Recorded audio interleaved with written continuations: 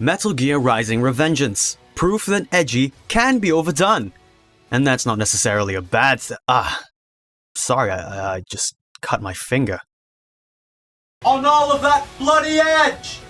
I realize that I'm maybe a few months late to the party, but God, if the Steam summer sale didn't tempt me like a siren out at sea with that sweet, sweet summer discount, so I don't feel bad at all. And thank corporate discounts I was, because this game is a trip. And a journey, I guess. Metal Gear Rising: Revengeance is a high-octane, balls-to-the-walls, no fucks given action fuckfest that 80% of the time makes you go, oh, so this is what the drugs feel like. The other 19% makes you go, Jesus Christ, can you die already? And for those wondering, the last 1% is, who designed this part of the fight? Ah! It follows the intrepid adventures of our protagonist, Raiden, who after the events of Metal Gear Solid 4 has joined a private military company by the name of Maverick Security Consulting Incorporated and provides for his family the only way he knows how.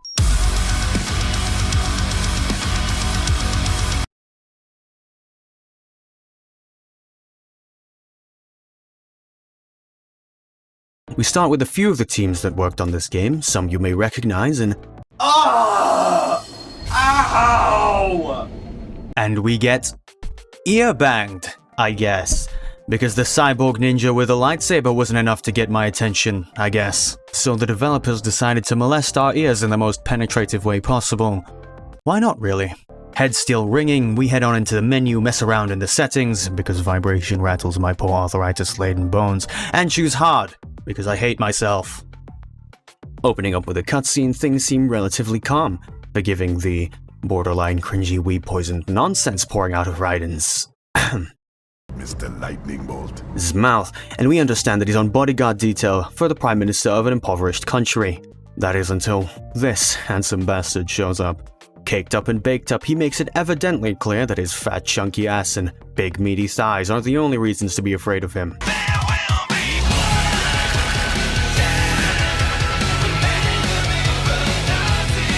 Carving apart armored trucks like cheddar cheese, we do the only reasonable thing and U-turn the fuck out of there.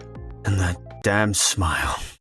Feeding more non-robot fuel to the very much robot fire, whatever slows him down, I guess, Raiden finally decides to take the small boy gloves off and do things himself, sending these weak, puny humans to do a cyborg's job. Honestly, what were they thinking? A cheesy one-liner, and you didn't slice that many times, Raiden. Whatever. There's so much bullshit flying at my face, I may as well be standing on top of an open manhole with an industrial vent strapped to its shaft with my mouth open. But you know what? We're here for it. And finally, we are into gameplay. The combat in Metal Gear Rising is enticing, to say the absolute least. At times it can feel like a button masher until the appropriate prompt comes up, but there's no denying how much it makes you feel like, well, a badass cyborg ninja. 2 buttons for attack types, 1 heavy, 1 light, a ton of easy combos and a parry input. Flashy, yet simple. The meal deal package for slicing and dicing cyborg and Metal Gear ass. If you're like me and hold a direction while swinging a high-frequency katana like a cheese string, you may have found that you couldn't parry attacks properly. Well, that's because you have to center the joystick, bring it back into the direction of the attack, and then light attack. I'll tell you the number of deaths I've had to geckos and Blade Wolf, because I didn't realize how to parry properly and could probably fill a food bank with salt for at least half a year. In any case, we use the fodder that the game sends us to get used to our controls before hacking through this gate and catching up with our VIPO. Oh. The big hulking American approximation of what Ryuko Matoi looks like as a man is named Sundowner. After spouting on and on about war economy and past game MacGuffins, the idea that he's probably going to kill this poor man is a little more than prevalent in our heads. How's an honest warmonger supposed to make a living? Maybe by not? You know, that sounds like a good idea. What do you want with the Prime Minister? I want him dead. Don't do it! You're really showing him there, Raiden. But before Raiden can verbally rip the big beefcake running around with scissors a new one, we're stopped once again, big surprise, by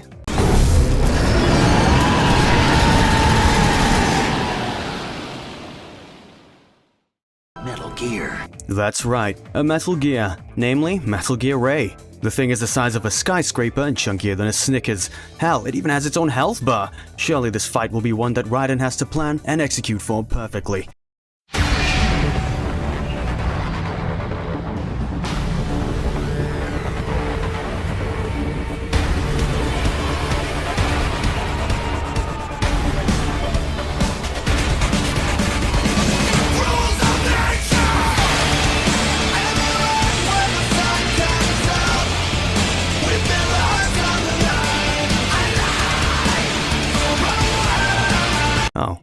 Alright. Indeed, this is the tutorial boss, and serves mostly as a giant fucking spectacle. So long as you don't suck at the game, there's no real way to die in this fight. Right?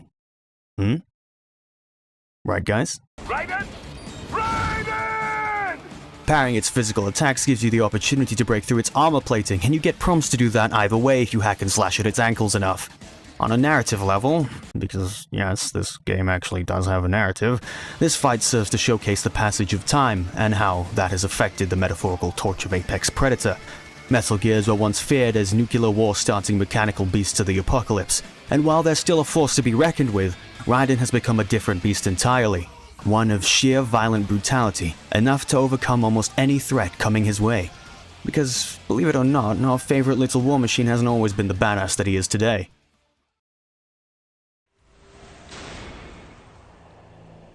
Rays were first introduced in Metal Gear Solid 2, the same game that Raiden first debuted in.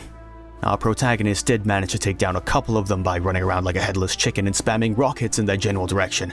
Here, the prey manages to take down the predator through its agility and tactical wit, but in Rising, you could say the roles are reversed. We see that Ray is almost attempting to evade Raiden, hopping back and forth like he's in a bloody MMD video, very much spamming rockets at every given opportunity. Hell, you know there's a power difference when the sheer act of running makes Raiden immune to one of its forms of attack. Even though the song in the background, Rules of Nature, portrays the predator and the agile prey as Ray and Raiden respectively, we also hear that Ray is getting close to its last breath, and that its time at the top of the food chain is fast drawing to a close. With every swing of his sword, Raiden cuts down the pedestal that Ray was placed on and forces it below him on the food chain. Now he is the predator, and it is the prey. You know, it only took him 10 years and a whole new body. A small price, I'd say. With Ray, one less arm, wing, flipper? It's amphibious, right? Well, it's one less thing of whatever it is. We give chase to Sundowner and... Wait, you're not done yet? Alright then.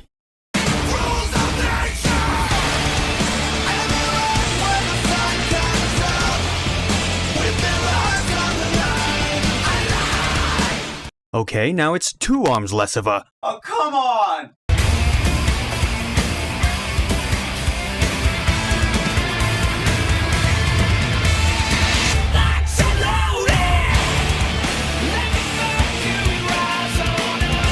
If it gets up from that, I'm throwing the controller.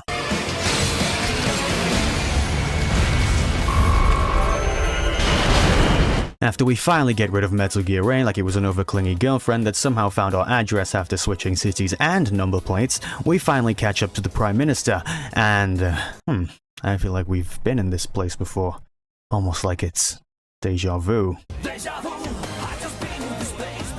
Ah, it's you again. Yes, it's me. Caker McCakerson. Yes. Wait, what? You can't hide that fat ass from me. You really think you're a match for him? Who? Solid Snake. His ass was thicker than a bowl of oatmeal. Made my snake solid, if you know what I mean. I think I do. And I also think I wish my contextual comprehension was less than that of a first grader, so I didn't. Mr. Prime Minister, no! You know, maybe if you didn't sexually harass me on eye contact, you could have saved him. Damn it. Damn you and your plump yet firm ass cheeks. Okay, let's just get this over with. Meet our main rival character, the Vegeta to our Goku, the Blue to our Red, the Emiya to our Shiro. I'll come back to this. Jetstream Sam. Sam then readily hands our own asses to us on a plate in a scripted and amazingly cinematic turn of events. I mean, the guy's sheath is a gun. That's just so cool.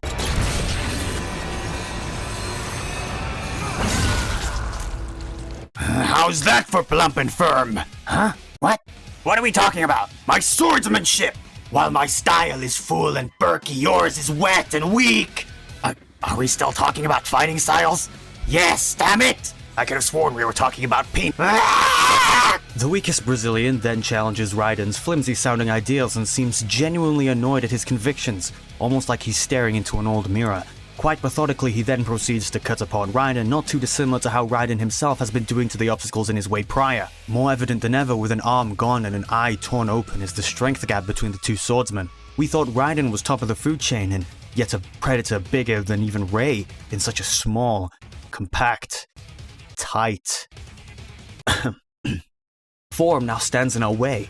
As we stumble forward, hoping Sam somehow trips and falls into our weapon, we hang on for dear life as we finally exit the tunnel.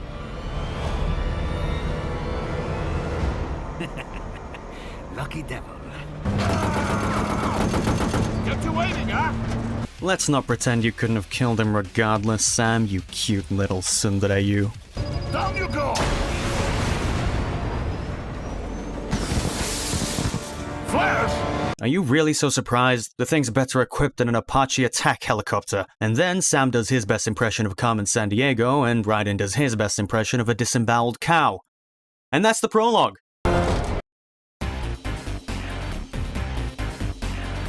After the horrifyingly embarrassing defeat that cost Raiden what little pride he had left as the best swordsman in the franchise, and I guess the stabilization of the entirety of South Africa, he drags his armless and eyeless hunk of junk trunk back to home base where he lets the good doctor touch him up, give him a touch-up. After some tinkering, Raiden now has the ability to cut apart his opponents and slurp out their juicy SREs, that's spines ready to eat, utilizing them as gamer fuel so he can cut apart more things.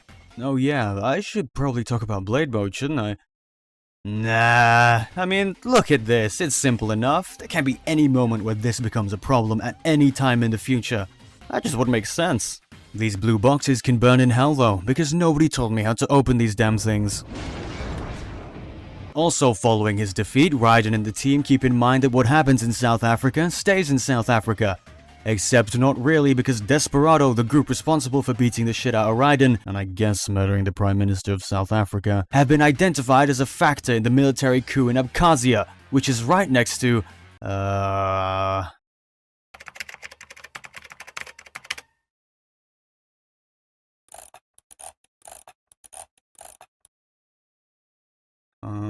Russia. Russia. Right there. As luck would have it, we were called in to deal with them because I suppose that we're the only people in the entire world who can deal with all its damn problems. Let's at the very least meet the team, We have Boris Popov, our objective guide through the missions we undertake. He seems to know everything about everything, at least when it comes to the task on hand. Kevin Washington, token anthropologist in tune with the socio-political state of the world. And Courtney Collins, just a normal girl who wants to do the right thing. The right thing being behind a desk after that shit in South Africa. Last but not least, Doctor. He's a doctor, but for robots. Ooh.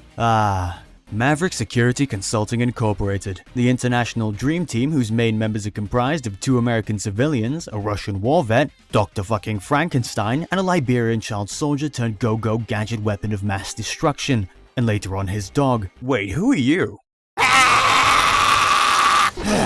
Hell yeah, nailed that. Land ahoy, welcome to Manchester. Welcome to Abkhazia, another war-torn country that houses one of the biggest threats this world has ever seen. This cat, and following that these Borgs, and following that these cows, and following that this dog. Oh, there you are. You know, seeing these hordes of cyborgs run floppy disk first into the sharp end of Raiden's sword reminds me of that one Caleb City skit about fearless minions. It was really funny until I realized these guys literally have the chemicals for fear castrated from their insides because of the nanomachines running through their blood, at which point I only found it marginally funny. The revelation doesn't stop Raiden from being a hard ass though. Raiden, bro, relax, man. These guys are still people. They have their own lives and their own experiences. You can't know what drove them to undergo this mind-numbing surgery and do the dirty work for these organizations. Your point? They sowed their fate when they took this job. I'm just the Reaper. Man, what the fuck? Good to see that a new body and built-in electrolyte gluck hasn't stopped you from being a fucking weeb, Raiden. Going through the game's stages, you realize that it sometimes prompts you to sneak through some sections. Boris or Kevin may tell you to stay out of sight, and you'll know when a fight wasn't necessary when you can't find a letter grading amongst the mountain of corpses trailed behind you. Metal Gear has always been about stealth, but this is Rising, dammit, and if I want blood-rushing gameplay that makes my penis exist in a constant state of half-chub, then I'll take all of you on, dammit! There are also civilians you can save for extra BP, the currency used for Raiden's upgrades, including health, damage, and new moves, but who cares if a couple more people die? Just another tally on the board, really. Wow. These Raiden impressions are starting to have an adverse effect, it seems. Boris tells us that there's some person called Mistral also on side, and whoop. Exterminate! Exterminate! Ruh-roh, Scooby-Doo has found a you, and he's here to kick ass and tear you in half. Remember that dog? This is him now. He's such a good boy that he literally can't disobey an order or his very identity as a sentient learned AI gets reset back to 0. Because that's not a waste of a 3-year obedience program. What were the logistics on that one, huh? This is Blade Wolf, or more commonly known by his current Twitter handle, QuertioSiopAsDefJiggleSexVWN. He boasts about how smart he is before ceremoniously discarding the subject of the question. We're talking about a collective we here, Wolfie, not just you. 3 years of accelerated learning and billions of dollars for what? Raiden doesn't seem too keen on the whole sentient AI thing, especially not after the entire hijacking the course of his life to subliminally turn him into an already existing person fiasco, which was later revealed not to be the case, I think. Metal Gear Solid 2's story was a bunch of bull and its corresponding shit that somehow saw a renaissance of love and praise after it predicted the likes of Twitter and Reddit. Boy howdy did it predict Twitter and Reddit. I can't wait for text-to-speech Elon Musk to control every facet of information being fed to the superego. How long before saying that's considered treason, huh? Though, ironically enough, it seems this time the AI is chained down by evil human overlords. It could be said that Raiden feels some turmoil in the fact that he can relate to Blade Wolf's sentiment of having no choice in this matter, being steered in a direction with no other option than to stay the course, much like when the Patriots controlled Raiden's life. Being able to relate to something in a body you could never relate to. Deep. So deep, in fact, that we don't think about it too hard as we back the wolf into a corner. And like any other cornered beast, we hear it howl.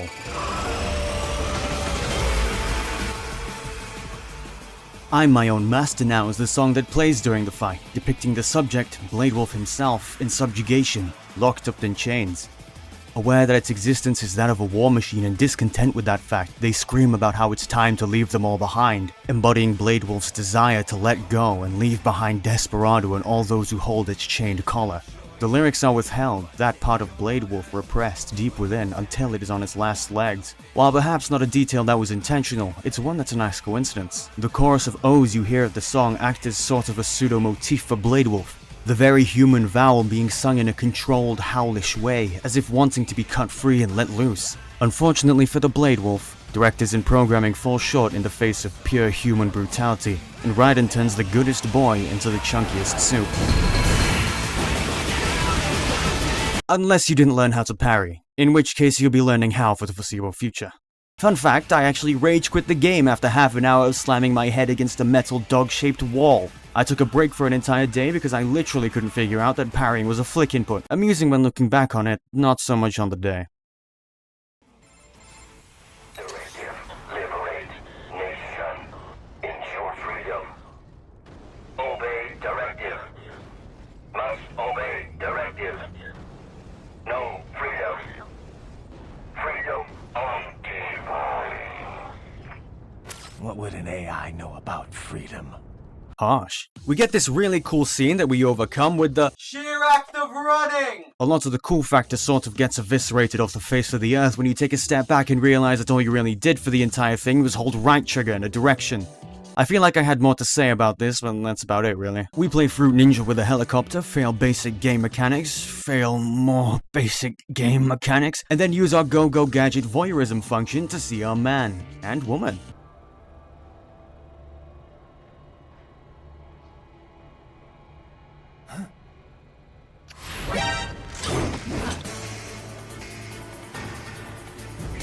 Raiden, what's wrong? Your heart rate spiked. I really dodged a bullet there, Doc. What bullet? There was a bullet? Yeah, I almost had a parasocial relationship. Snurton hits her Raiden. Was it one of those VTubers? No, very real, I think. Unless you installed one of your desktop dancer apps into my nervous system. Doc? Don't worry, Raiden, that's very much a real person, and her name is Mistral. Much like you, she was a tragic victim of war, and found herself back into the blood of her enemy. Oh, mama! Yeah, you guys went pretty ham on this one, huh? God, I know someone out there wishes they were that dwarf gecko. Me. Mistral is the first actual member of Desperado we fight. In terms of mechanics, it's not so hard to grasp. She has a few command grabs indicated by her weapon turning into a bloody light bulb, and you can dodge those using the move you buy between missions or by literally getting the hell out of dodge. There are also these ads she brings in horns that latch onto you like leeches, draining your fuel energy for blade mode, but more importantly giving you carpal tunnel syndrome with how much joystick wiggling they make you do. Applying pressure onto Mistral will force her to guard, at which point using enough heavy attacks causes her to buckle, where we can then break apart her polearm.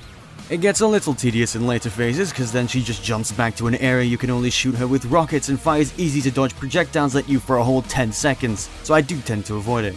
Once we've brought her low enough, the second phase starts and we yippee-ki-yay yeet Mistral by briefly turning on creative mode. We continue the fight on a precariously unfoundation steel pipe and she gains a couple of new attacks.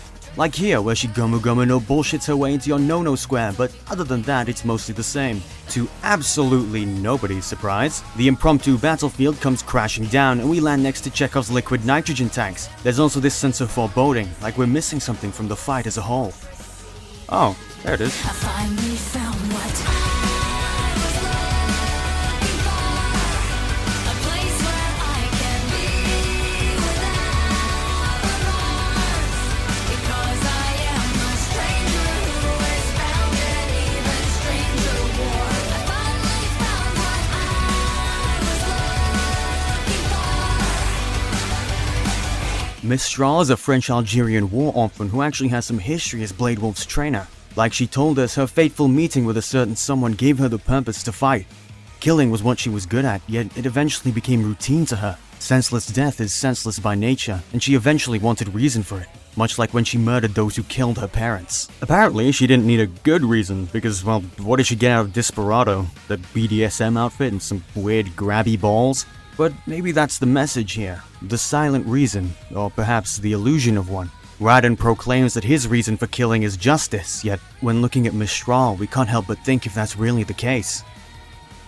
The title of the song may be another reference to this idea, as even when given a reason, Mistral remains a stranger, giving the impression that her reason really was only just an illusion, and in the end nothing about her has changed. She's nothing more than a merciless killer that enjoys reveling in the bloodshed. Maybe the two aren't so different after all. Another cool detail I spotted while looking back at the footage was how Mistral's hair progressively got more and more disheveled as the fight progressed. You can see it clearly here at the very start, and then here in the short sequence that plays before the final phase. I just think that's a really cool detail. As the fight crescendos, we put Mistral's namesake to the test, freezing her in place before shredding her into little itty-bitty icy pieces.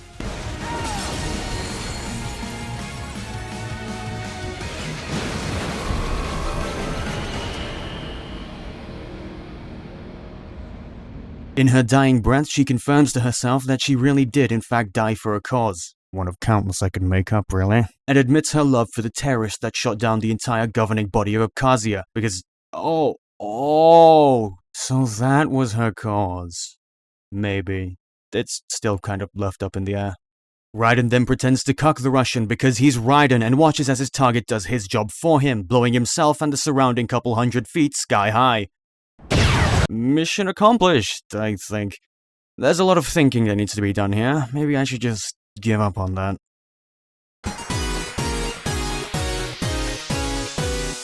With the last mission containing two big bosses in the plot of the game, this mission appears to be one that serves to move that plot along. Raiden and his best friend Blade Wolf are sent to investigate the undergrounds of Mexico in search of shady dealings and experimentation. You might be wondering, well, why is Blade Wolf suddenly here? Well, apparently, in the pile of filleted soldering and circuitry, Raiden managed to scrounge up a USB flash drive or something. It looks like that hard-ass act of his only went so far, and the guy did actually feel bad for the wolf whom he desperately didn't want to relate to. Raiden then gave it to the doctor, who stuck it into the sphincter of whatever weird fetish robot he had left in the furthest reaches of his storage cupboard. Remove the threat of AI wiping and the range inhibition on his movement, and Blade Wolf, through Raiden's spontaneous kindness, has been given freedom to the greatest degree he will ever have. Quite poetically, Blade Wolf decides to spend that freedom latched onto Raiden in his current task, not through anything less than his own, now free, will. Despite having lived part of his life through it, Raiden is completely ignorant to the power of Twitter and decides to culturally appropriate to the stars and beyond. Boris is probably slamming his head on a high-tech monitor desk somewhere because his agent just spent $5,000 on, quote, Louis Vuitton and Gucky, when in reality said agent was just swindled by a random homeless guy with cojones the size of coconuts and nothing to lose. Through the deep, dank smell of Mexico's underbelly, we're quickly introduced to the worst enemies in the game. Though, honestly, if my arms were fashioned after rigid doggy dick, I'd probably have all the rage of a coked-up gorilla too. They aren't so bad if you get the prompt to insta-kill them, but otherwise they're a pain to whittle away at, and I often find myself praying for the Lord to grant me the small mercy of killing this son of a bitch already. There's also this thing, which is just two of those little grabby balls stacked on top of each other like a bloody Jenga tower, but it's somehow literally the hardest enemy in the damn game, because it Ultra Instinct dodged my rocket and forced me to use an EM grenade to separate them. Not only does this enemy take no stun, but every one of its attacks has 0 startup and full hyper armor. And for what? For what reason does the strongest enemy lie in the bowels of Mexico? Is this what we've come to bear witness to? The fruit of countless years of human experimentation and the blood of researchers and subjects alike? Oh, it's child brains? It's child brains, okay. Or at least that's what George here tells us. Oh, George. Georgie boy. Oh, you can tell this game was made in 2013. Looks like George voluntarily took that weird clown's advice and tumbled down the nearest drainage system into the sewers hoping to float. What he didn't realize at the time was that by float they meant brain, and by brain they excluded in a jar. Poor George tried to warn the others with him, but in his words they were Spanish or something. So communications broke down pretty quickly. Having gotten directions from George, Raiden manages to use the Go-Go gadget color perception built into his common sense to realize there's a fake wall in the sewers. Lo and behold, it leads to the facility that Maverick has been looking for, and I'm gaslit by Kevin into believing there's a way to do this part stealthily, which I very much doubt unless the win condition is to literally go to the door and press B before anyone sees me, which wouldn't even make sense in the context of what happens next. Bloody Kevin. It's in here that Raiden sees all the look at all their little googly eyes. Nope, get me the hell out of here right now. Alarms are tripped and we tear apart our onlookers hoping that the sight of blood and guts scrubs the image of wriggling brain stems right out of our retinas. Kevin puts the idea that we might have been killing kids this entire time because they transplanted child brains into cyborg soldier bodies, which makes me feel like Levi after his rank changed from biggest neat freak to biggest neat freak and genocide enthusiast. Thanks, Kevin. You're real help today, you know that? The next section is one where we become one of those little grabby balls. My opinion on these things is always teetered between them being sort of cute or really bloody creepy, but this section really cements it for me. It's the latter. These guys are pretty jumpy now. Here we roll around at the speed of a brisk jog into other mini geckos to destroy them and stealth zap the bigger cyborgs into submission for later. Bloody little devils. Our rolling earns us the information that Desperado, big surprise, was involved in the experimentation conducted here, virtually training the extracted brains in war scenarios to turn them into soldiers. This hits close to home with Raiden since his own trauma as a child soldier still roils deep within him. There's also another person of interest present other than Sundowner, one that the team has to run through before getting back to us. In the meantime, Raiden heads deeper into the facility until he's stopped by a grad unit marked with Desperado colors. We get another rendition of Rules of Nature as we blow through this oversized toaster, until Kevin suddenly gives us the down low. Apparently he's some hotshot senator with connections to a PMC by the name of World Marshal that invests in some bad stuff, together with another PMC that helped overturn an entire Eastern European government because it probably seemed funny and it doesn't take a genius to realize there might be a problem here. It was only a matter of time before Raiden found the test subjects, and as he does is quickly shoved into a hostage situation. A gun to the head of none other than George, the kid he saved earlier in the sewers. But before we carry on, can I just say something? The absolute balls on this guy. Like, he probably just watched Raiden split apart their portable mobile fortress like tofu and then decided to walk into the same room as the guy with nothing other than a Glock 19 and a dream. Talk about the lion, the witch, and the sheer fucking audacity. Jesus Christ. He poses some utilitarianism crap that probably sounds like dull ringing to Raiden before— oh shit.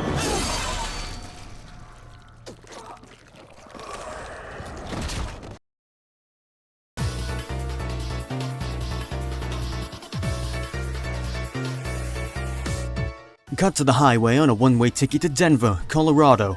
Unfortunately, my geographical expertise is little better than my sex life, and by that I mean non-existent. I have no jog for this. We get a FaceTime from that kid we didn't actually kill. Cross that one off the list. But did basically cut in half. Whoops. At the very least, now he'll never have to turn to drugs because apparently getting implanted with cybernetics is the next best thing to raw meth crystals. Raiden scolds the child for wanting to lay the murder-death kill on World Marshal, the headquarters of which we're headed to right now, himself, and George grumbles before hanging up.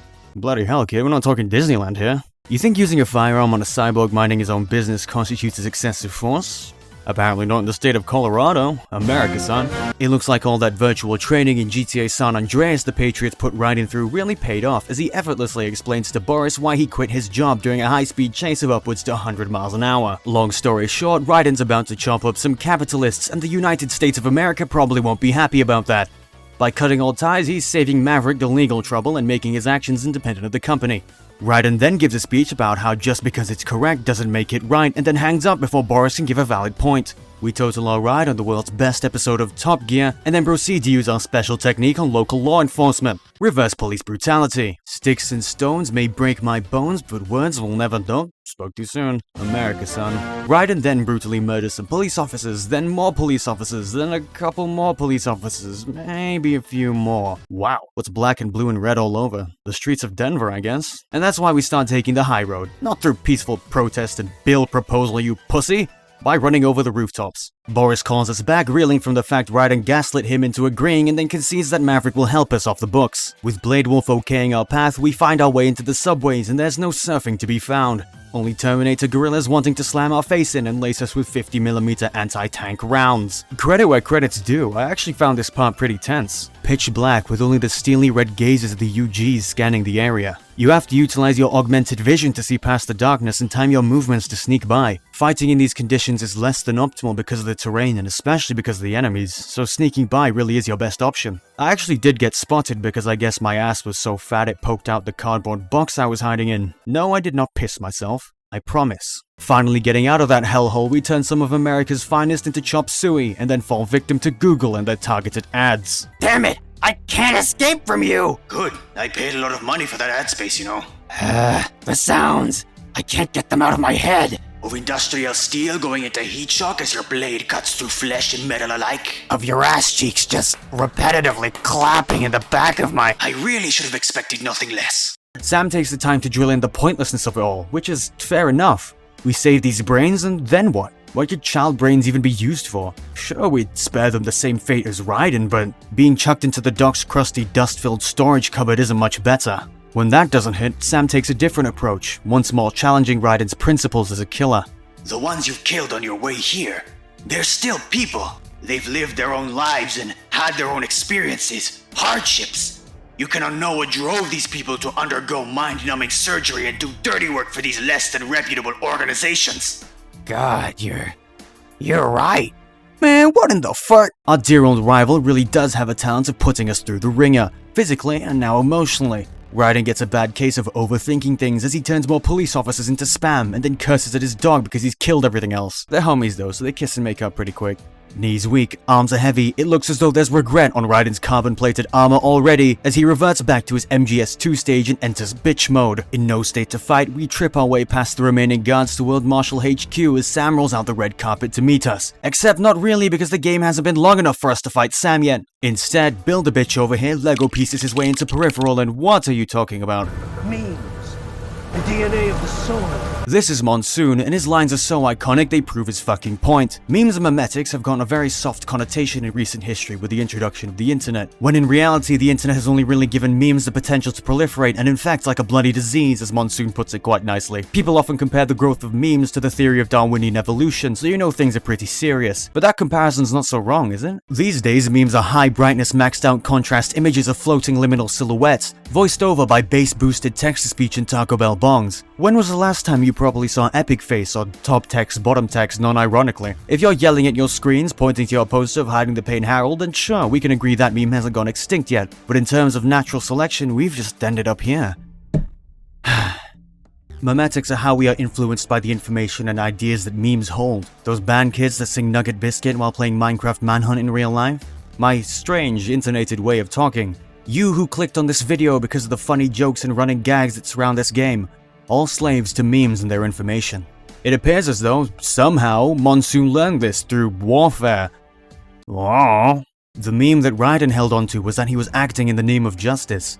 The people that he's killed, the people that he's hurt, the people that he's left behind. All of it because it's for a greater good. It's true, to some extent.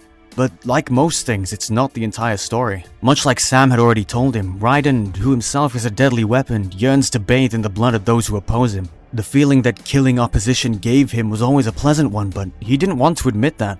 The very fact that Raiden is a soldier, one who lives and breathes the battlefield much like those in his life prior, was kept buried deep within. Inside, Raiden is a deeply fucked up and broken individual, and Monsoon helps him realize that and come to terms with that nature.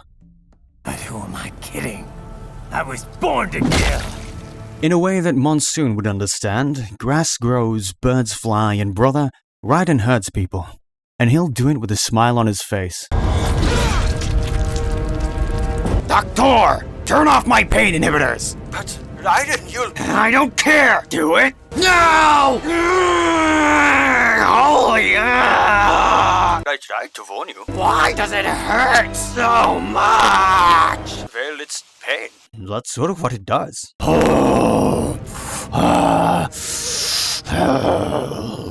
you alright now? Okay, I guess not. Give him a minute, guys. He may or may not go into shock. If we're gonna go out there, take our pants off, and go au natural, we may as well get the full experience. Raiden turns off the inhibition on more than just his pain receptors as Quinton Flynn delivers quite the entertaining performance as Jack the Ripper.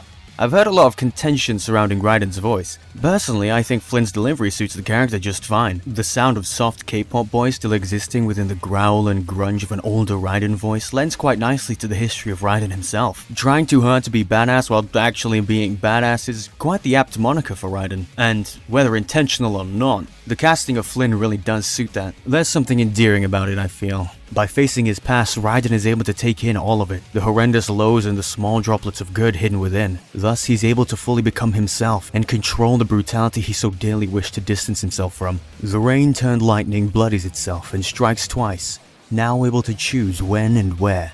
This is Raiden's nature. This is his normal. Now it's time to weather a storm.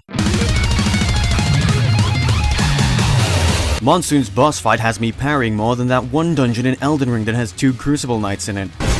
Once again, not too terribly hard so long as you worsen your symptoms of carpal tunnel and continue to parry all his attacks. For the entire fight, Raiden embodies the killer personality he tried to deny, taking the form of his Ripper mode. All his attacks are buffed and anything he could conceivably cut in Blade mode is now cut by his regular combos. But be careful because if you want to Zandatsu something and replenish all your energy, well, that doesn't really happen because you're not in Blade mode. So make sure to switch into it every now and then and take that juicy SRE. During Monsoon's fight, you can get healing and utility items when Monsoon hops back and uses the power of magnetism to launch military-grade equipment at you. No, not bullets or rockets, that would be silly. Because of course it fucking would be. He fires tanks and attack helicopters at you. From that point on, Monsoon decides he's better than you and separates his spine like magical floating Play-Doh to avoid your slashes. You can continue to pressure him until he falters, perfect parry one of his attacks, or use an EM grenade he might have dropped earlier to stun him and knock him out of that state. He also decides that half a dozen 1,000-ton tanks isn't enough and rolls them up into a big wheel of wasted tax money for you to either run away from or parry and break apart. It's also here where the lyrics kick in on what is probably the best track in the entire series.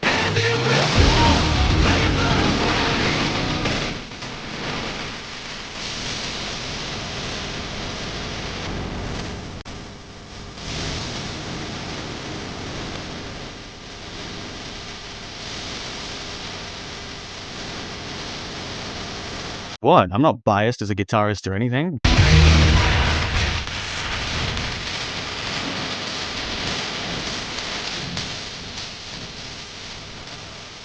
Something about The Stains of Time is so unapologetically itself. It's powerful, heavy, unafraid to overwhelm you with everything all at the same time. Wait a second. Right you are, me. The song that plays in the background seems to address Raiden and his revelation rather than anything relating to Monsoon. It describes Raiden standing beneath a storm, both the literal one he's in right now and Monsoon himself, hoping that the time spent under it can get rid of the anger and sorrow he's been exposed to all his life. Unfortunately, time has done nothing of the sort, and instead seems to have tarnished Raiden's true self, covering up what needs to be faced with stains. To Raiden, it seems as though a peaceful life is like a drowning pit of mud, something that restricts him from being what he truly is, a violent force of nature. And only through a flood of pain can he face his past and accept every single part of himself, the good and the bad. Raiden is a horrible person, but that doesn't mean he can't do good things. Take this, Jack! My final technique! Giga, Meme, Break! That's interesting. Well, in that case, here's my final technique. Ooh! Huh? No, it can't be! That's right, meme man. It's the sheer act of running!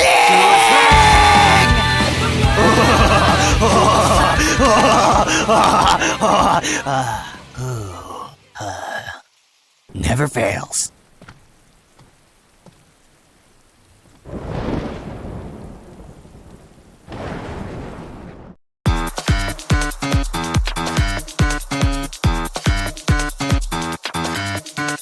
Jack is back, baby, and you know what that means? It means we get to kill people with a clear conscience and no regrets. Though really all that's changed is that we no longer hide how giddy turning limbs into confetti makes us feel every time we come into a single frame of contact with an enemy.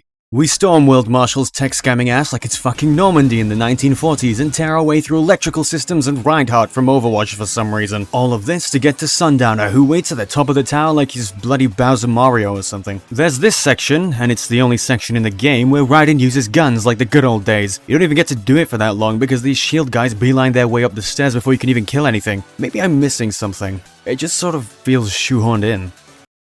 After we make it up a couple floors, things quickly start to feel a little too similar to Normandy in the 1940s. We're funneled through hallway after hallway of enemies we don't have to fight under a hail of lead and gunpowder. If only we had something that could help us get through this, both deflecting bullets and automatically adapting to the changing terrain. Well, beating a dead horse is a criminal offense in the God-graced city of bits comedy, so let's just say that we did this using a combination of battle-born wit and better-bred tag. Okay, we fucking ran all the way there, okay? Doc gives us the heads up that one of the board members was a massive weeb, so we're gonna have to make our way through a Japanese-themed garden to get to the top. He what?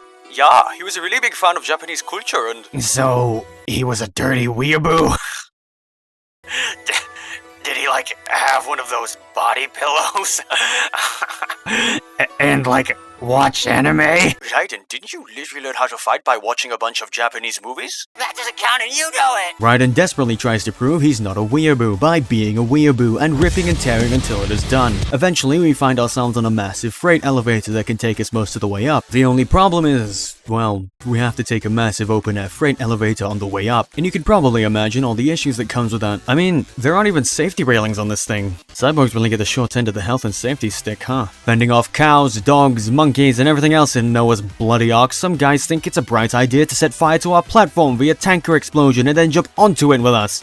I don't care how many crack-pumping nanomachines you have in you, sir. What made you think this was the plan? In fact, I want to see the person who did come up with this plan so I can place a basic multiplication problem in front of them and see how long it takes for them to get it wrong. No wonder Raiden doesn't feel bad about turning you all into hamburger. He's the lifeguard the gene pool so desperately needs. Surprise, surprise, the little grabby balls are back, and this time they're grabbing us by the balls by stopping the platform from getting it up in time. What the fuck does that even mean? This section made me widen my eyes in disbelief because I fucking died. Thanks, Raiden, your auto-targeting system really prioritized the right fucking... Nope. Rein it in. Thankfully, we make it out of that mess and take a trip down memory lane. An impromptu boss rush that nobody asked for and only really serves to reuse assets. I won't complain though. We get to hear the instrumentals of both Stains of Time and Stranger I Remain while we kick these guys' asses. Since these are lifeless AI-piloted bodies of our previous adversaries, it makes sense that the life to the songs, their lyrics are absent and missing, leaving only the echo of what once was in our own heads as we carry the souls of those we've killed along with us. Screw these things though. We finally make it to the top of Marshall HQ and find ourselves surrounded by industrial storage tubes of frozen child brains, because that's not traumatizing to think about. There's this strange chilling nonchalance to Sundowner's speech. They can kill some POWs, some civilians. He talks about abusing these brains like it's a Tuesday and corporate says they're getting tacos after hours as a company package. So what if he'll kill a bunch of innocents? It's funny, is what I get from him. And I can tell right away that yeah, we'd probably have to kill this guy even if he wasn't subjecting these brains to 24/7 hour footage of super hot. He then talks about kids for an uncomfortably long period of time and starts petting one of their fucking brains. Please stop doing that. Just don't do it. Stop. It's gross on like 3 separate layers, dude. Come on. Kids, you can mold, manipulate it to performing all kinds of atrocities. Like making them buy mountains and mountains of V-Bucks on their parents' credit card. You bastard! And then we'll move on a fake grand order. God, no! And then Genshin Impact! No! Like the good old days after 9/11. What are you talking about? You and me both, Raiden. Upon the very apex of World Marshal HQ, we stare down Sundowner as he gives us a little bit too much information about his interests. Seriously, someone put this guy down already. Oh, wait, yeah, that's why we're here. First things first, don't let his appearance fool you. Despite how beefy he looks, the guy's got bones of paper mache.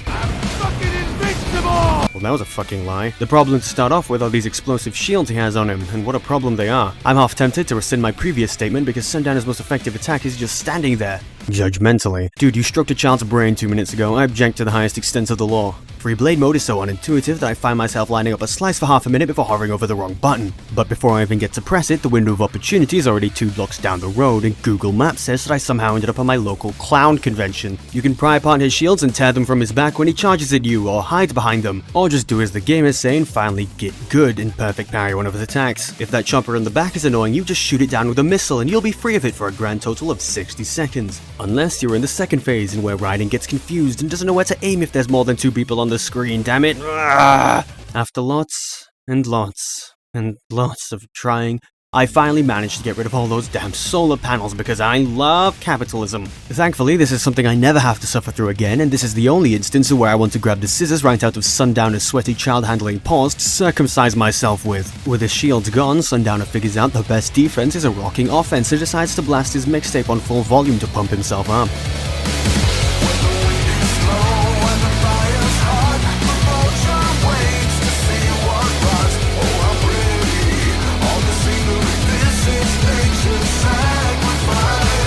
His theme, Red Sun, is noticeably chiller and groovier than a lot of the other tracks, both instrumentally and vocally. Perhaps this is to reflect Sundowner's own nonchalance to his crazed and nonsensical ideology, and how he sees it as a simple matter of fact rather than anything revolutionary. An animalistic overtake of machine warfare, the smell of gunpowder and burning metal perpetually wafting over a blood-soaked land. There's this disgusting respect you could have for his monstrous purity.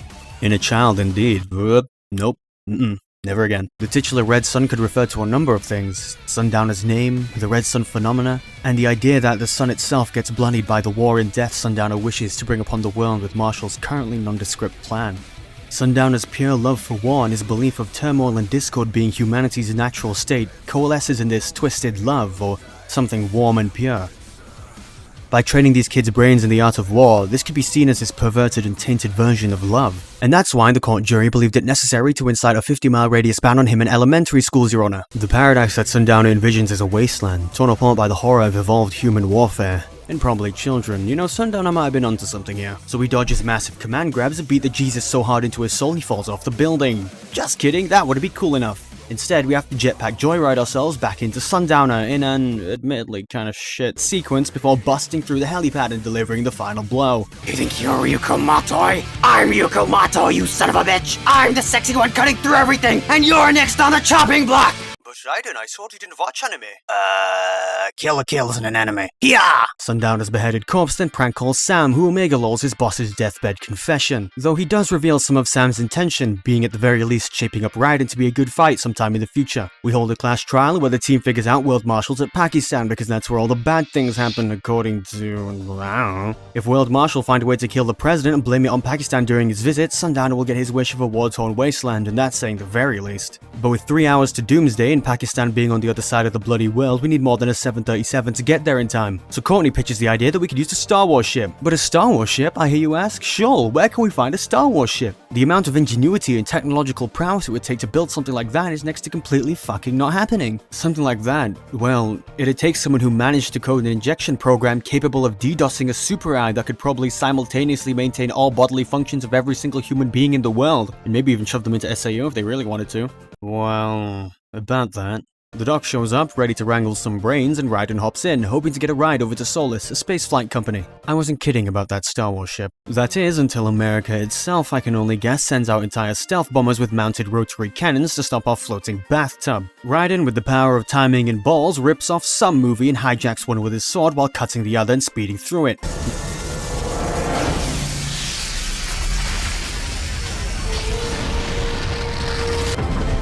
Not an engineer or anything, but I don't think that's how that works. And as our boy makes his victory lap, he realizes that standing on a plane with its engine routinely exploding is probably not a good idea as he misses his jump, slips, and then falls 2,000 feet right outside Marshall HQ again. Fuck. Now it's time to escape from the city because we hate this place and all the people in it. So we cut until we're in the home stretch. Solus's base of operations is about 2 hours from Denver, quite fortunately also in state. So as long as we can get a ride, we can make it there and still get to Pakistan in time to stop World Marshal's assassination plan. And take a sweet set of wheels we do, and Raiden very considerately leaves a phone number for the owner to get recompensated later.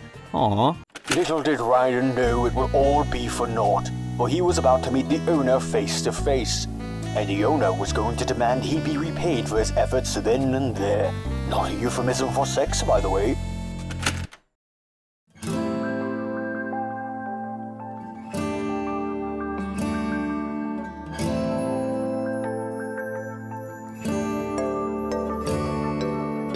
Raiden rides through hell, an accurate representation of Australia, and finds Blade Wolf here, waiting for him. Well, Blade Wolf and one other dangerously equipped individual.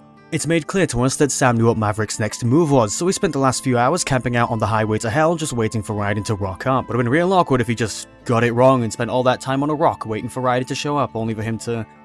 well, not. What's strange is that while Sam had every opportunity to march on over to Solus Aeronautics and brutally slice upon everyone even remotely able to operate a camera drone, he didn't, and instead chose to wait here for one specific reason. One that not even Blade Wolf could discern definitely. It's nothing about money. It's not even about any greater purpose or specific philosophy. There's only one reason that Jetstream Sam decided to stay here, waiting for Raiden. Under the warm, blistering rays of the sun, Sam decides, here and now, the only witnesses to what may transpire being themselves. Stale air blowing away any words left to be said, leaving them unheard. Only two men with their swords ready and waiting. God, I just can't get it away from something like sex, can I? How nice of you to finally make it, Jack. I would have missed this for the world. You're making it sound like a date. You're trying to tell me it isn't? I suppose you're right. Hell of a first date, though. Don't you mean second? Guys, can you guys just start fighting already? Any last words, Jack? For what it's worth, your ass really was thick as hell, man. I expect nothing less!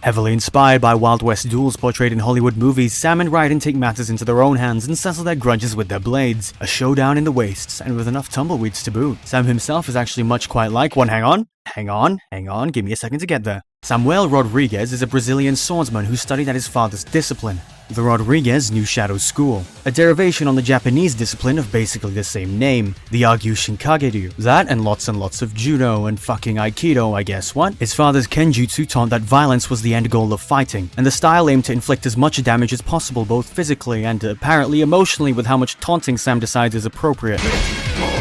See, when you have a room full of students and start to lecture them on how viscerally lacerating their opponents is the best way of fighting, you can't really be surprised when one of them just stands up and jams a sword through your chest. Surprised or not, it didn't change the fact that Samuel's father died that day, murdered in cold blood by one of his students, taking orders from a drug cartel to do so.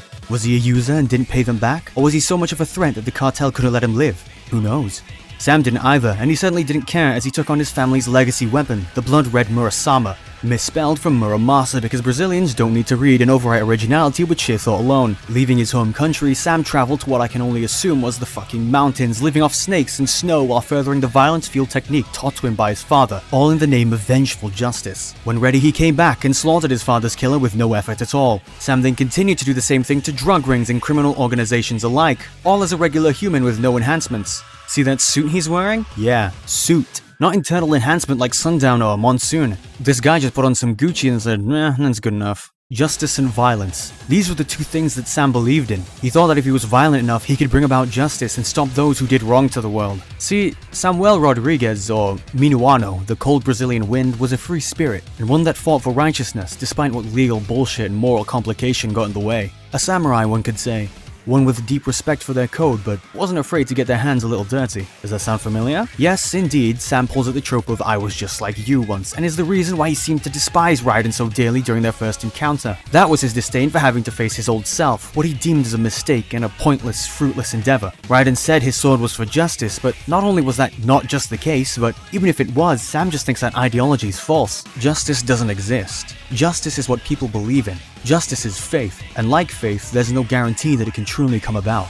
Well, what caused him to change? The Jetstream Sam DLC actually goes into this. Sam did much the same as Raiden, storming World Marshal HQ once he caught wind of the corruption. Doing as he was taught, Samuel ripped through everything in his way, a younger Blade Wolf and even a Metal Gear, until he was stopped in his tracks by a very important person. Samuel was taught to inflict as much damage as possible. Within a short span of fighting, he found the weakness in his enemy and exploited it as soon as he could. That mentality quite literally backfired on him, however, as the part he cut through then cut through himself, costing him an arm and the ideals he'd been holding onto this entire time. Justice couldn't be delivered with pure violence alone. Sam believed in two very important things. Justice, the idea that action had consequence, and violence.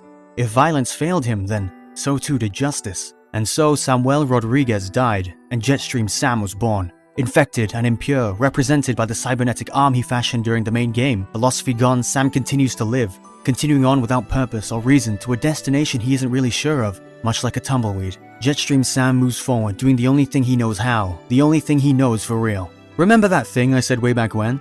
Yeah, you know it.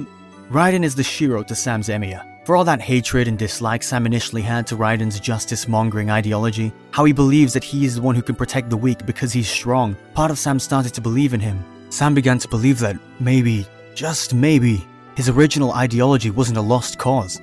Raiden was violent. Raiden believed in justice. Raiden is everything he was, and Sam hated that. But the smallest part of him wanted to push Raiden onward. The dead part. The one that was killed up on that tower all those years ago. Yet that part couldn't act, because Jetstream Sam was still alive. And so, Sam was forced to die a second death. This fight is honestly a tough one. Sam dodges and weaves, blitzing Raiden with powerful multi-hit combos and then damn leg of his. His command grabs are as dangerous as they are flashy, and he isn't afraid to get up close and personal to take you on. To best Sam, you need to always be ready to parry, or dodge slash if you want to keep momentum in the fight. As soon as the fight starts, the lyrics are already set to play. This is Jetstream Sam's all. He isn't withholding anything or repressing true feelings. Samuel Rodriguez Minuano is dead. Sam now lives only to fight, and fight he does. Fighting is the only thing he has left, the only thing Sam knows for real. The instrumental seems to have soft flutes whistling amongst the chaotic battery, gent paying homage to the cowboy-esque inspiration for the fight. I thought my whole Samuel Rodriguez is dead, now only Jetstream Sam remains thing was a little pretentious, but the lyrics really seem to want to boost my ego because it seems as though Sam has even forgotten his name. The Minuano was gone, leaving only a rushing, self-destructive Jetstream where the cooling winds once were. There's this repeated theme that Sam has lost himself, that he's broken and has no reason. Sam describes that he feels a cold wind, what's left of his old self, wanting to urge Raiden in his mission. Unfortunately, the breeze cannot overpower the Jetstream, and Sam is left to become what he once hated, having spite for himself after being corrupted and giving up on his ideal. There's this idea that Sam can never become what he once was. The mountains, the treacherous path Sam has taken, has eaten away his very soul, taken parts that he will never get back. The truth that Sam seeks is right in front of him. Raiden is his answer. He should have never have given up. He should have never have let Samuel die. Yet he can't get that part of him back, so he has to climb yet another mountain, this fight, and stare down, knowing what has to be done. If he beats Raiden, then he was right all this time. If Sam dies and falls off this mountain, then he'll finally stop moving to God knows where and let Raiden continue on in his stead. At least he'll have sight of where to go next.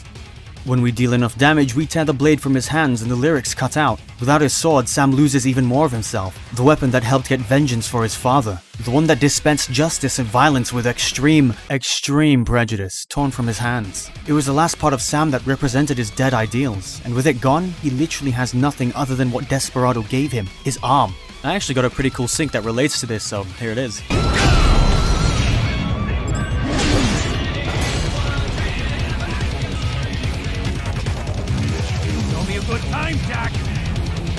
For some reason, Sam now reverses half your attacks, and you're left playing the world's most deadly game of cat and mouse as you chase down Sam, who makes you eat dirt and his foot. Repeatedly. In this form, he lets loose one of his strongest attacks. Straight roundhouse on frame 1 getup, that for some reason always fucking hits, so don't get hit with his grab. Remember that one stacked gecko tripod from mission 2? Yeah, that one. I knew there was a reason it was tough as balls to take out. That kick move it does is ripped straight from Sam, meaning that one day, Sam just got bored, put two of the mini geckos on top of each other, and trained it in martial arts for 2 hours, and we had to deal with the consequences. I mean, why would he... No, Shul, stop thinking. Stop. Clapping our sword and actually succeeding, Raiden proves to everyone that technique is dumb and scores a visible gash on Sam's suit. In his final phase, Sam goes nuts to butts and puts everything on the table. He becomes faster, nimbler, and thicker. Be ready to parry at all times, you're getting a high-frequency blade shoved into your anal cavity, and no, that is not a euphemism for sex. Sparks fly as we push against Sam's blade and overpower him, putting an end to Jetstream Sam and letting him finally rest. Sam falls, going out not with a bang or in multiple pieces, but rather with a suave wink and a smile. History might not remember, but we certainly will.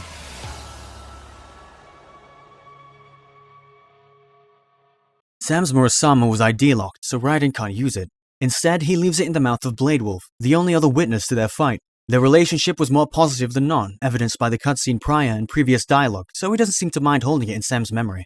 The Sam fight is one I find myself playing every now and then, just trying to get some cool scenes, and you can tell it's well designed just by that. With the last member of Desperado dispatched, Raiden and Blade Wolf set off back to Solis, hoping they still have enough time to get to Pakistan and stop World Marshal. Here we go, final mission. It's been a long journey for me, but we're almost at the end. Alright, let's go.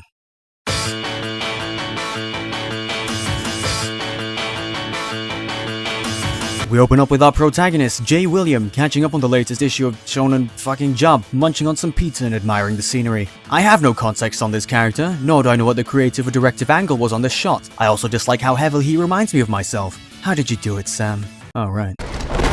Unwilling to challenge my past self to a duel to the death, we pan over to assumingly the head engineer at Solis Aeronautics, Sunny Emmerich, adoptive daughter to Hal Emmerich, more commonly known as Otacon, which stands for Otaku Convention, by the way. Hello? Right. Sunny, Final Fantasy called. They want their character design back. My favorite detail about this sequence is how when Raiden tries to get Wolf to shake his hand, he briefly enters Ripper mode, insinuating that the refusal caused him physical pain.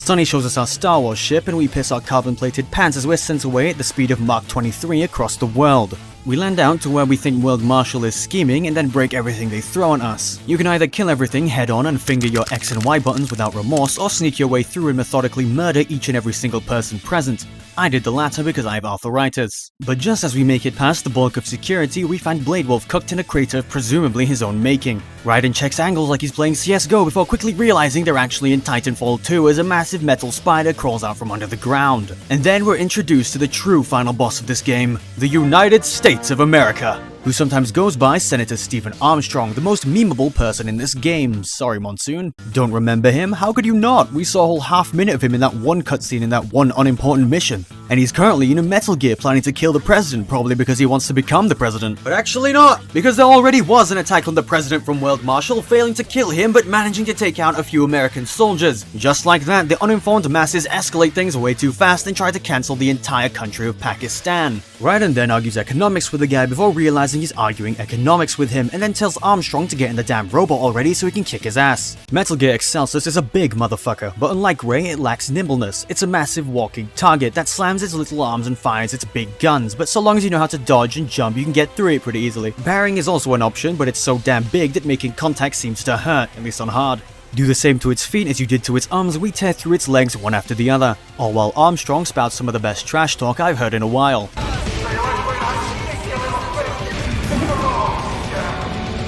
Those are some of my favorites. It's tradition at this point, and Raiden's always been a sucker for that, so he picks up Excelsus by the arm, suplexes the entire thing, and gets into a sword fight using its own limbs as a weapon.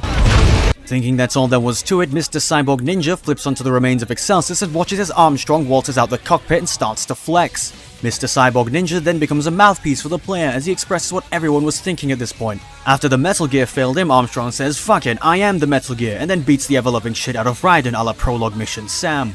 You've seen this all before. I don't need to talk about the meme parts of it. Hell, even I saw it before I played the entire game. That's how big this scene got. We start to fight Armstrong, realizing that he's tough as bricks because our blade just keeps pinging off his skin whenever he suddenly becomes racist. The greatest ism that the Patriots left behind, Snapping our sword like a bloody twig, Raiden then argues more American politics, only this time within punching range, so punch he does while calling Armstrong a vapid, empty, money-hungry piece of shit. He doesn't care about America, he just wants to become richer himself. Positive multiplier effect, Jack. Trickle down! Cash injection! We create jobs by creating jobs! What the hell are you even talking about? But after being called out by Raiden, Armstrong lays his cards down and admits that, yes, Raiden is right. He does need the money. He does need the internet clout that causing this war will give him. After all, if they do go to war with Pakistan, people are going to need weapons, cyborgs, gears, and who else will supply them other than the biggest PMC in America, World Marshal? In a war-eaten America, Armstrong will be the one that everyone turns to, and with that, he'll have the power to change the very structure of the nation. Presidency, and a specific flair on Reddit, I guess. The war is a means to an end, the end being Armstrong's ideal America. With that being said, I read a tweet saying that you learned how to fight by watching Japanese movies. I hate Japan. Tweet?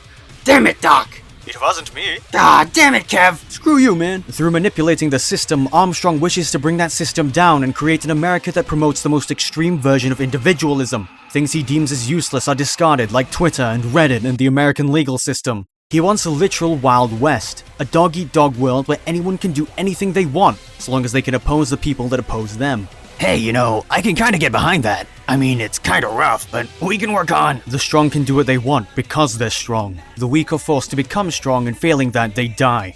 Wait a sec, I didn't mean that. You may have noticed that a certain silver-haired ninja fits all the bills of Armstrong's ideal American. It's pretty clear that Armstrong himself realizes this, which may explain why he seems so understanding and accepting when he thinks Raiden is coming around to his side, much like all the other members of Desperado. The guy offered a good old American handshake, and look at this well-intentioned smile. How can he be the bad guy here? Small reminder, he okayed the experimentation on children in the VR training of their brains to become cyborg soldiers. Just saying. Not forgetting that part at all, Raiden rejects Armstrong in a scene ripped straight out of Bollywood, and then resorts to the age-old technique of beating them up until they believe me, and if they don't believe me, that just means I get to beat them up some more. Armstrong is genuinely annoyed. Raiden is a microcosm for what he believes in, yet, ironically, it's because Raiden is what he believes in that Raiden has to fight back against him. Raiden wants to stop Armstrong for this war, for the children, and he just needs the strength to do that, even if his own life represents what Armstrong fights for. But that strength isn't here nor now. His sword broken into pieces and his resolve shaken because, just like Sam was with him, part of Raiden agrees and relates to Armstrong's ideal for a truly free America. The reveal that Armstrong's pseudo-invulnerability is due to his nanomachines could be symbolic as to how Raiden's resolve isn't enough. Armstrong feels strongly about his ideology, and Raiden can't overpower that yet. Self-fulfilling purpose, brought about by the uncontrollable spread of information, leaving behind a war-torn country filled with metal and blood. A world where one's only option is to fight. Raiden could overcome every other thing if only because they were separated, but when put together they make something that he partially, sort of agrees with. But he can't. His underlying philosophy is that he fights for those who cannot. The belief that he'd learned from all those samurai movies, the Katsujinken, the life-giving swords. Sort of ironic, but we'll gloss over that. That protects the weak by destroying and fighting against the oppressors. The fight is somewhere inside Raiden. He just needs to find the strength to bring it out and use it against Armstrong, ignoring how he feels for just long enough to take down the tyrant. And then, we hear the howl. Raiden.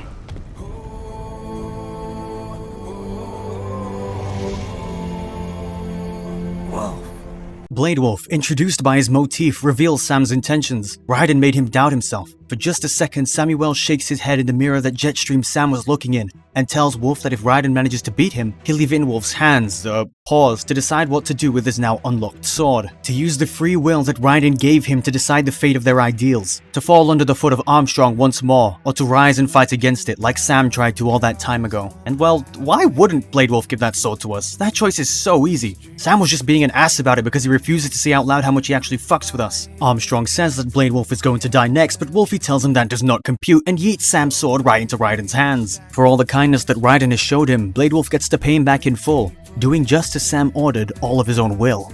Armstrong! Insert One Piece music. Sam's Murasama in hand, the representation of his justice and ideal, Raiden finds his reason to fight. He'll fight against Armstrong for the sheer fact that he's wrong. He's a prick that used kids to fuel his future ventures in war, showed up in a metal gear and killed half the president's personal armed forces for Twitter clout. Not to mention he cut off a pretty cool guy's arm off. And for all the fanfare and the big picture nonsense, Raiden simply understands that Armstrong is flat out morally wrong in what he seeks to do. Yeah, let's turn America into a— No. Just no. Raiden then begins the most edgy, self-righteous, pretentious, Metal Gear Rising speech he could have ever delivered. In repeating Sam's pre-fight line, Raiden showcases that it's not only the sword that he's inherited from Sam, but also his fighting spirit. In this stand against Armstrong, he's continuing what Sam couldn't and fighting against the unjust and maddening. Luckily for Raiden, the Murasama is one of the only weapons capable of cutting through Armstrong's nanomachine armored skin, perhaps symbolic that the combined resolve of both Sam and Raiden is enough to overpower Armstrong's stalwart belief. Rather than atop a Metal Gear, Rising iterates on the series-long trope of having their final fights on top nuclear waste-spraying machines, and instead has theirs within the blazing ruins of one. How very Revengeance of it. Armstrong starts the fight by charging one of his many earth-shattering attacks. They all have very similar tells, the only difference being the change in particles on the ground beneath his feet. Each one has a different way to deal with it. One just needs you to run back and forth, another covers the entire map in lava pillars, and the other is a delayed explosion that lets you get some extra hits in. If you pressure him enough, you can even prevent Armstrong from following through with the attack. There are also his charge grabs that I find the most success with repeatedly dodge slashing, and his regular charge and hit combos. Even without the power of arthritis worsening vibration, I recoil every time I'm hit with one of his normal attacks. That's how powerful the game makes him seem. The camera seems to linger closer to Raiden, angling itself upward, a different perspective from the game prior. Really selling the idea that this is an upward battle for Raiden, taking down this monstrous beast of a man ourselves, the fate of the future in the balance if we don't take Armstrong down here and now. We then periodically get this godforsaken section where we have to chop up pieces of Excelsus that Armstrong hurls at us like he's the incredible bloody Hulk. There's a lot of leeway here that the game doesn't tell you that you have, but it's still such a bloody pain to get through. Not to mention that every fail on hard is your entire health bar, so if you don't have any nano pace prior to this section, I'll see you in hell after you kill someone. If you do manage to break all the parts and give Armstrong a kiss on the cheek, we deal some extra damage and get some nano pace, so it's time to save scum, baby! From this point onward, there are a couple more attacks that we have to worry about, like here when he charges his Nen and releases his Janken. 2 QTEs will play out depending on whether you parry or not. Both result in Raiden dropping the Murasama and having to pick it back up, but the one where you parry is better. Not only do you do more damage, but it's also straight out of a shonen. Tell me you have not seen this before.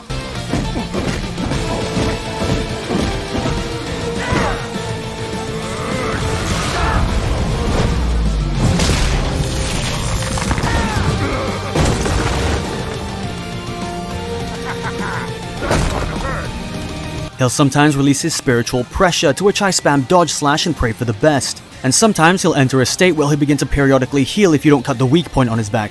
Failing to hit it will cause him to counter-slap you, leaving you with a bruised cheek and wounded pride after failing to hit a stationary target. When all's said and done, we manage to break past Armstrong's nanomachines and impale him before they can even react. As he reels from shock and exhaustion, Raiden overpowers the beast of a man and tears right into his chest, ready to destroy the very heart of what Armstrong believes in. Yet, as he does, Armstrong tells him that's not really the case, and that it's you, Raiden, who's the heart of his ideology. He appeals to the parts of his philosophy that Raiden agrees with before his heart is pulled straight out of his chest and crushed in front of his eyes.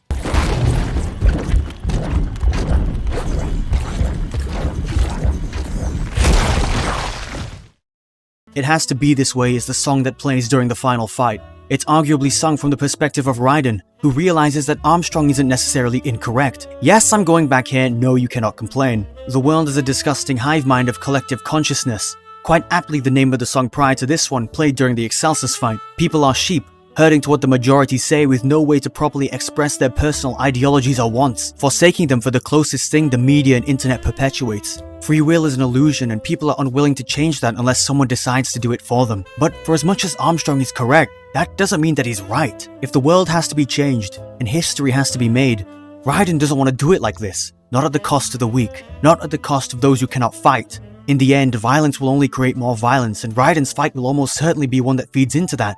But that's just how it has to be. There's a subtle difference in what Raiden fights for and what Armstrong wants, and it's that subtle difference that Raiden kills Armstrong for. No matter who wins in this pit of fire, humanity will adapt to the ideology of whoever comes on top. It's what humanity does best. Both parties know this and are willing to put their lives on the line for the thematic idea that they will be right in the end, because people will adapt to what they believe in.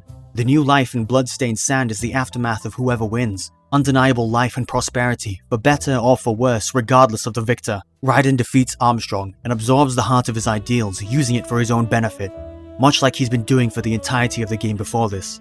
Time passes and Maverick celebrates. The brains that Raiden rescued prior can grow up mentally and be planted into cyborg bodies, getting into industries other than military now that the Doctor got approval for a staffing agency. Blade Wolf and George work for Sunny and Solis now, wondering what Raiden's up to these days. Boris calls up Raiden, confirming that he's not coming back to Maverick. His belief has changed, adapted. Even with World Marshal stopped, war still pervades. People don't understand what they fight for, and Raiden goes on to try and get people to live their own lives, fight for their own ideals, all under the name of justice. This game is honestly such a wonderful experience. You can ignore all the story and just get into it for the action, which is how I played it the first time before I planned to make a video on it. There's so much I didn't even talk about, like the codec conversations and the entire backstories of all of Maverick, but this video is long enough, and I don't need to cover all those things. Besides, I couldn't even cover everything I wanted for the main game. For a game released in 2013, it holds up really well today, and I implore you to go play it if you haven't already done that. Armstrong really lives up to his name because honestly, he really strong-armed the game into being about him for that last section. Holy. That part of the script was longer than Sam's, and I was being as pretentious as possible. I might have been looking too much into a game that at the end of the day is just a hoo-hee hoo-ha hack and slash, but it was fun. It really ramps up in the last third, and I thoroughly enjoyed that, even if I did forget that upgrading your main weapon was an option the entire game. As a side note, I've never actually watched the incorrect summary videos by Maxome, but the memes have spread so much that it's hard to not find anything that leaked out. I tried to not repeat any jokes, but, you know, originality is dead, so I'm sorry if I did. This project was a blast, but it took so long to record, edit, and voiceover with like a 15,000 word script, but hey, that's part of the job. I've been Shoal and you've been amazing. If you've made it this far, why not subscribe? I plan on making more, hopefully shorter, review videos like this and play some games when I'm too lazy to edit and script. Thanks for watching, and I'll see you all later. Bye bye.